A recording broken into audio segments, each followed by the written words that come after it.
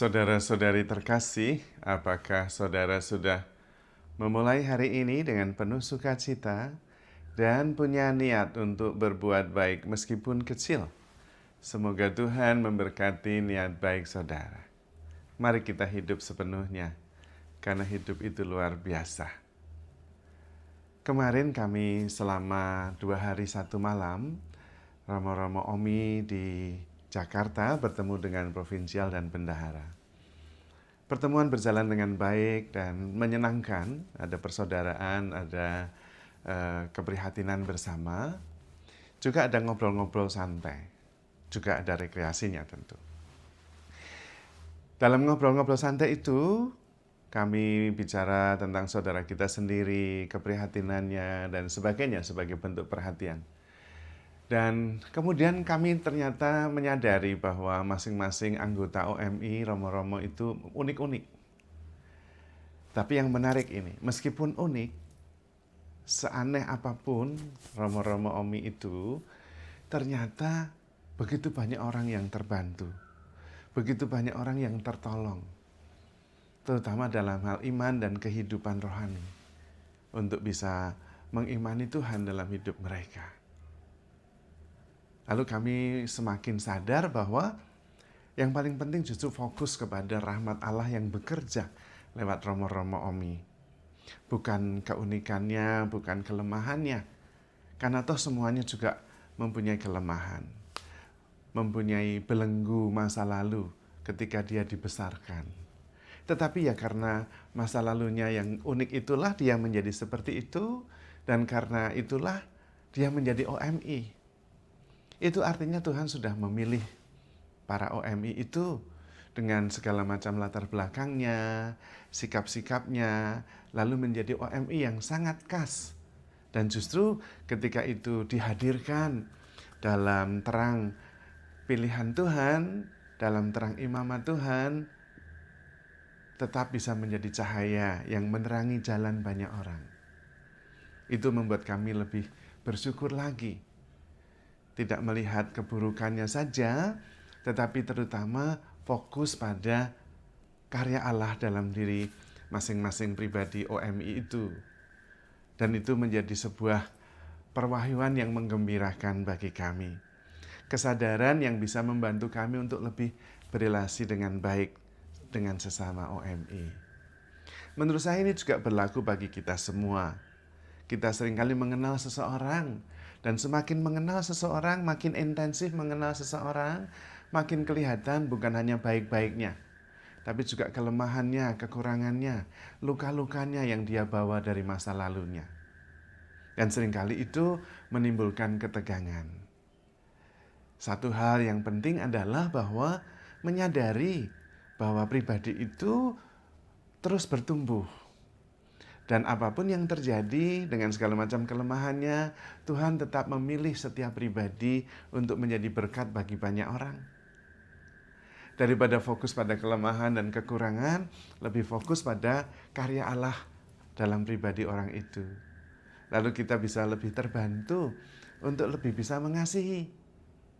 Daripada menghakimi, kemudian malah kita jatuh dalam downward spiral yang membuat kita semakin negatif terhadap orang yang kita cintai, yang kita kenal sendiri. Maka lebih baik fokus pada yang positif. Seperti Rasul Paulus mengatakan, apa yang benar, apa yang mulia, apa yang mendatangkan berkat, pikirkanlah. Yang lain tidak usah. Supaya memang kemudian kita melihat lebih pada karya Allah. Kebanyakan kita galvok. Ada begitu banyak hal yang bagus yang kita lihat dan yang negatif. Seolah-olah yang negatif itu adalah segala-galanya. Tentu tidak fair. Ada yang negatif, ada yang positif. Satu paket. Dan kalau kita bisa menerima segala sesuatu, percaya segala sesuatu, mengharapkan segala sesuatu, kita kemudian bisa mengatakan dan menyatakan diri, I am here for you. Dan itulah cinta yang sebenarnya. Menerima segalanya satu paket apa adanya. Dan tetap percaya pada setiap pribadi, pada setiap peristiwa, Tuhan sedang merendah sebuah kenangan indah yang bisa menjadi berkat bagi banyak orang. Lebih baik kita bekerja sama dalam rencana Tuhan itu, sehingga kita bisa bersinergi untuk mendatangkan berkat, damai, kebenaran, dan sukacita. Dan itu sebetulnya perutusan kita semua. Kita diutus untuk mewartakan kerajaan Allah. Dan kerajaan Allah itu bukan masalah makanan minuman, tetapi masalah damai sejahtera, sukacita, dan kebenaran. Dan kebenaran adalah rasa syukur. Itu yang benar. Kebenaran adalah kasih. Kebenaran adalah menerima saudara kita apa adanya. Tetapi ilusi adalah mengharapkan bahwa saudara kita itu serba baik. Itu ilusi, tidak benar. Maka dalam hal ini, mari kita sungguh-sungguh fokus pada damai sejahtera, sukacita, dan kebenaran. Supaya memang kerajaan Allah menjadi nyata di antara kita. Dan sebetulnya yang paling penting adalah keterbukaan kita. Kita jangan membawa beban masa lalu terlalu berat. Kalau ada sesuatu yang men-trigger ketika kita berkomunikasi, kita berelasi dengan seseorang, kepada saudara kita sendiri, kita sadar bahwa kita mesti menerima segala-galanya. Kita mesti terbuka dan kemudian menerima segalanya dengan sepenuh hati. Karena setiap pribadi yang satu paket. Bukan hanya baik saja, tapi ada baik, ada kekurangannya juga. Dan itulah kebenaran. Dan kalau kita bisa menerima kebenaran, kita bisa juga merasakan damai sejahtera dan sukacita. Damai sejahtera adalah tanda pertama ketika Allah membangun kerajaannya. Nah, kalau kita bisa merasakan damai sejahtera dan menjadi pembawa damai, pada waktu itulah kita mengalami kerajaan Allah yang nyata di dalam hidup kita. Maka mari kita fokus pada kebenaran, damai sejahtera, dan sukacita.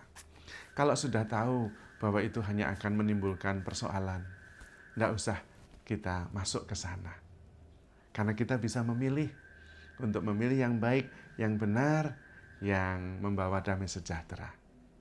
Maka saudara-saudari terkasih, kalau kita tidak bahagia, hanya satu orang yang bisa membuat kita tidak bahagia. Ya kita sendiri. Dan itu tergantung pada pilihan-pilihan yang mau kita pikirkan, mau kita lakukan, mau kita bicarakan. Kalau kita bisa memilih yang benar, yang mulia, yang baik, dan kemudian berusaha terus-menerus untuk membawa damai dimanapun, membawa sukacita dan kebenaran, kita akan hidup di dalam kerajaan Allah sejak di dunia ini. Tanda utamanya adalah damai. Maka mari kita menjadi pembawa damai, karena kita begitu dikasihi oleh Tuhan. Handle yourself with care, because you are loved. Tuhan memberkati.